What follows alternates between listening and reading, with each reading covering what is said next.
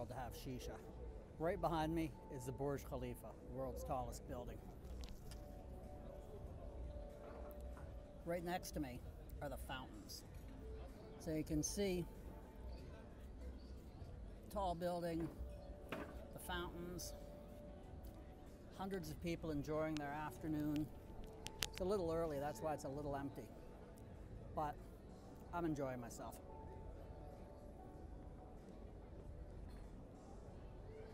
This restaurant is called Wafi Gourmet.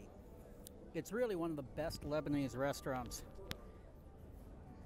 in Dubai, which probably means it's one of the best Lebanese restaurants in the world outside of Lebanon. And we're gonna have a little bit of Lebanese food later on. But right now I'm sitting here enjoying shisha. If you're ever gonna be in the Middle East, you're gonna end up being offered shisha. Shisha is essentially like going out to drink. It's a water pipe.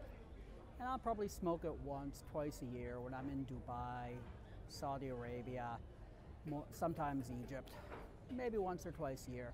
It's like having a cigar. Not necessarily terribly healthy for you, but it's not the end of the world. It's actually pretty delicious when you get used to it. A couple of tricks to it.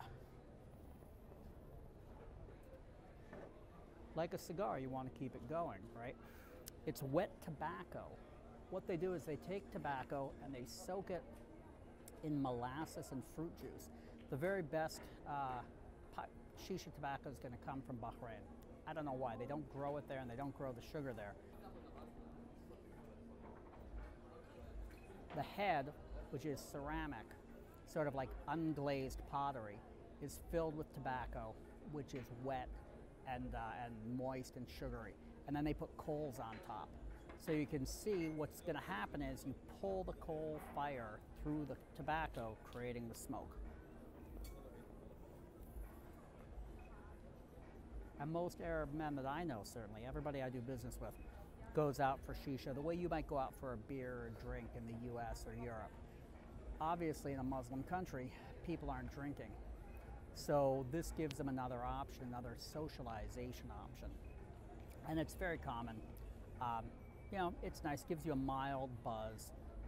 Sometimes women do shisha too, but well, actually you'll see women about as much as men, but men go out, pretty much every business meal I see, people will finish up with shisha. It's not that uncommon to have shisha.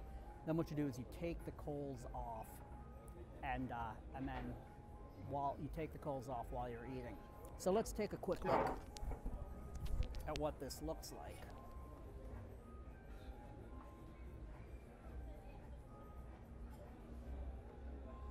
Okay, so you have your shisha and you have your coals. They typically give you a little fork so you can move the coals around. And if you're not smoking, you want to blow out every now and again.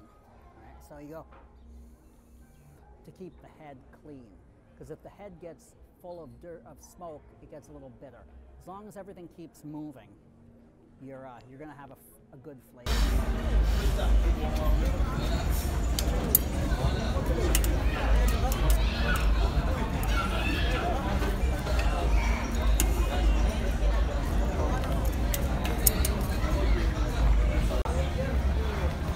This is the shisha guy.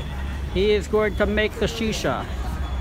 We have a disposable tube, you see, and now he's going to connect what they call the shisha condom, which is a one-time shisha device to put in your mouth to keep you from getting infected. And you see he's breaking it, so it could only be used once, and now he's handing it to me. Thank you, Karim. Let's take a look at what we have here. We have the coals, and you'll notice the coals are uneven because they're made from real wood.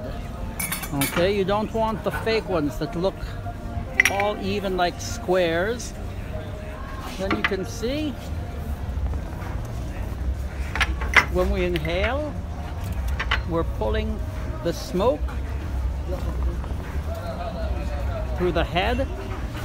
The head is full of tobacco.